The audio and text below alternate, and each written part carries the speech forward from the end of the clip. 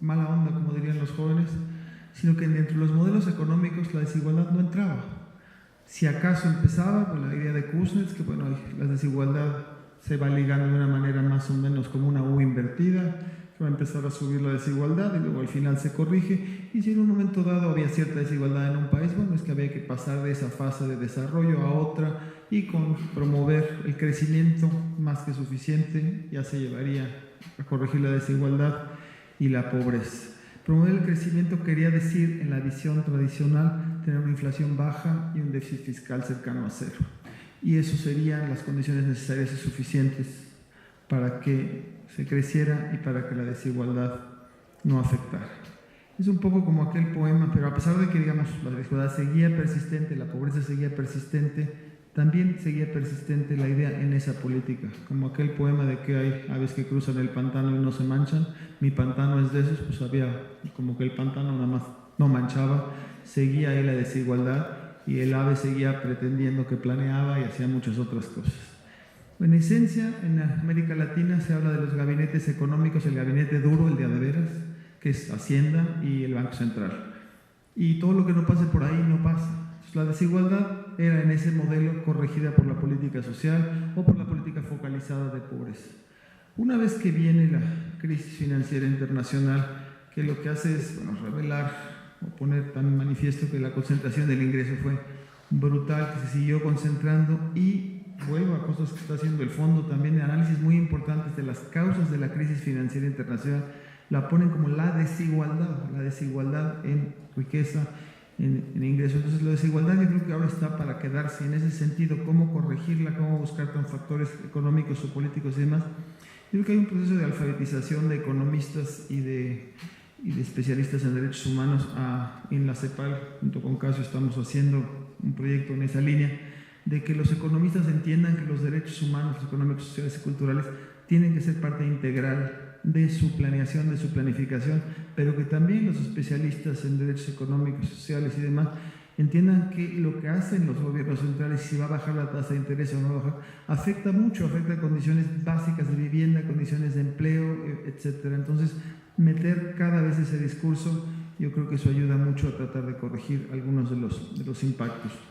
Lo de los Méxicos no es culpa del que no crece, que es el que es lento y hay que echarle la culpa, ¿no? Pues hay una falta de cambio estructural. Jaime Ross lo ha analizado a profundidad, y unos programas en la tele justo con el de McKinsey que los recomiendo, creo que es radio, fue una, creo, no estoy seguro, pero bueno, ¿cómo combatir los factores no políticos de la desigualdad? Hay que combatirlos todos, ¿no? Desde que se acepte el matrimonio gay, de que el transporte público para todos. Hay muchas expresiones de la desigualdad en cada campo. Hay que hacerlo y pensar que esa desigualdad no me afecta, todas las desigualdades nos afectan, entonces hay que participar por ahí. Hay cosas que nomás cerraría con esta parte, perdón, lo de las tasas tributarias lo podemos discutir en términos de América Latina, pero la principal sería acabar con los privilegios fiscales, ¿no? Las exenciones, los gastos fiscales, las exenciones son cada una asociada a grupos muy importantes. El tercer sector, el Monte Piedad, en su sector, en la actividad que hace el Monte Piedad, es la segunda institución en todo el mundo, solo hay una que le gana. Salió un artículo en el Economist hace poco, impresionante lo que hacen ustedes. Y yo creo que al final, cuando uno suma las instituciones con buena voluntad, no es lo mismo que tener una agenda de desarrollo en la cual la igualdad se mete en el centro. Entonces yo creo que es pugnar porque esa agenda se haga, convencer a los políticos, convencer a todos de que eso tiene que estar en cada una de las acciones. Más que democratizar la productividad, es democratizar los derechos humanos, que los derechos humanos estén en todo eso. Y bueno, da para varios seminarios más algunas de las preguntas. Gracias. Lo que no pude contestar. Bueno, muchas gracias por sus comentarios, por sus preguntas. Ya ha habido algunas reacciones de parte de Casio y de Juan Carlos. A mí me gustaría subrayar de entrada que lo que yo llamé centralidad de la desigualdad en el actual debate de política económica internacional y desde luego en sus manifestaciones a escala nacional es un fenómeno relativamente reciente que puede asociarse o que coincide en el tiempo con la crisis iniciada a finales del decenio anterior, que muchos denominan la Gran Recesión. Me parece que se vive un momento de transformación de las visiones a futuro, derivado de las lecciones insalvables de esa crisis. Cuando la economía mundial, como ocurrió a mediados del primer decenio de este siglo, venía creciendo de manera más o menos fluida, relativamente,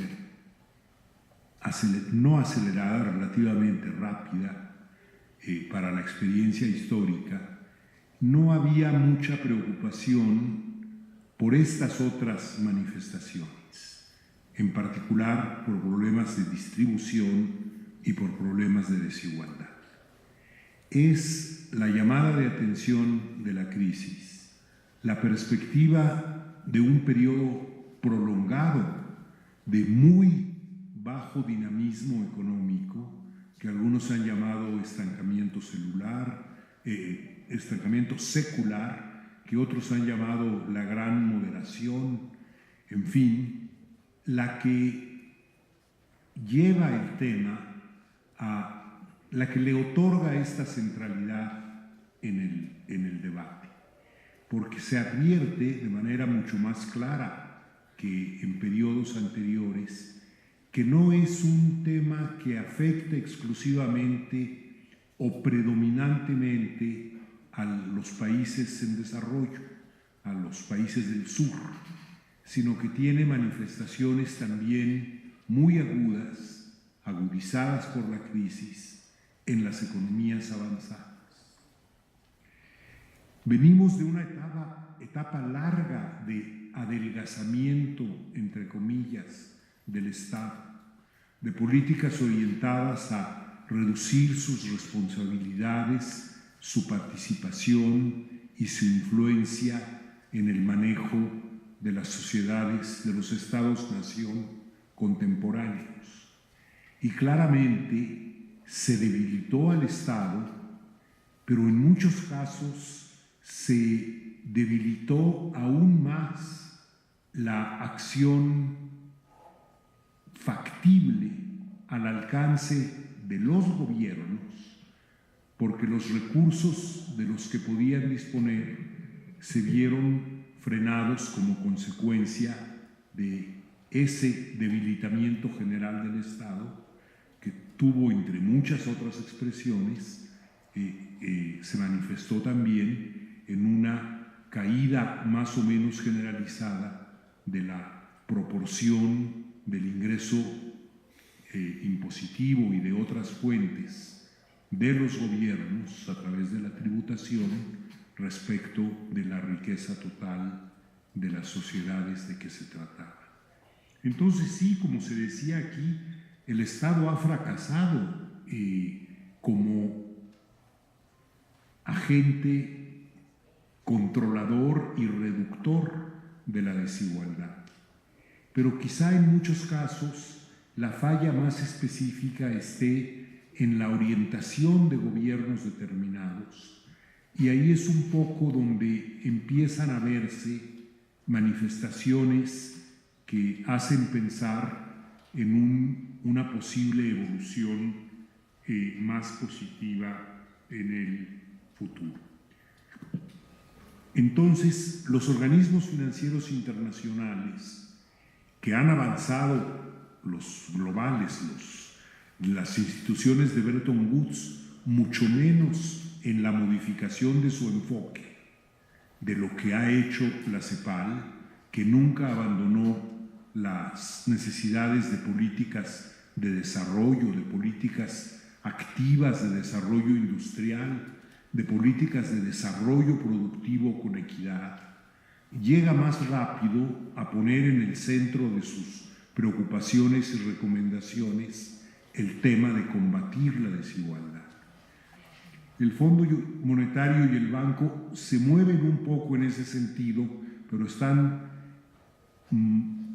quizá más constreñidos por presiones políticas, o quizá tienen menos vuelo de imaginación libre para lanzarse. Uno advierte, como yo señalé y como ustedes seguramente registraron, un abismo creciente entre los diagnósticos que reconocen la gravedad del problema de desigualdad y sus consecuencias y la relativa timidez y lentitud y limitación con la que se van proponiendo políticas o acciones. Fundamentalmente, por otro lado, es un tema que corresponde, aunque pueda tener un componente muy importante de cooperación internacional, que corresponde fundamentalmente a las sociedades nacionales. Y en América Latina hemos tenido en los últimos decenios ejemplos eminentes que ya fueron mencionados aquí, de gobiernos y estados que han alcanzado éxitos importantes, no definitivos, no que hayan cambiado por completo la situación, pero sí muy importantes en el camino de largo plazo hacia sociedades más igualitarias. Se requiere imaginación en la formulación de políticas, rigor en lo mismo, y se requiere también voluntad política. Los países que eligen gobiernos comprometidos con el combate o que proponen políticas específicas de combate a la desigualdad, si los llevan al poder, tendrán probablemente mayores probabilidades de que se avance en ese sentido de quienes permiten que continúen otras opciones ejerciendo el poder político. Gracias. Gracias.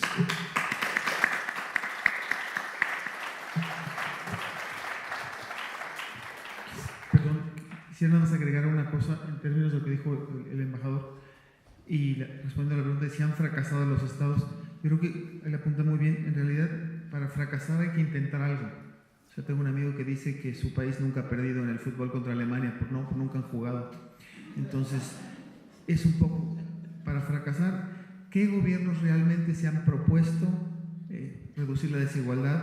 Y ahí más bien podemos encontrar historias de éxito cuando realmente se lo proponen. Pues podemos hablar de Chile, podemos hablar de Brasil, podemos hablar de Chile, no, perdón, de Brasil sí, pero para fracasar hay que intentarlo, y por eso yo creo que la parte de la voluntad política está tan importante, ¿no? Muchísimas gracias. Bueno, este es el panel que ha hecho el esfuerzo, y felicito a los panelistas, de dar marco al séptimo diálogo social y obviamente darle impulso a lo que todos creo que estamos convencidos. El tema central del México social es enfrentar la desigualdad. Muchas gracias al embajador Jorge Navarrete, a Castro Licelli y a Juan Carlos Moreno.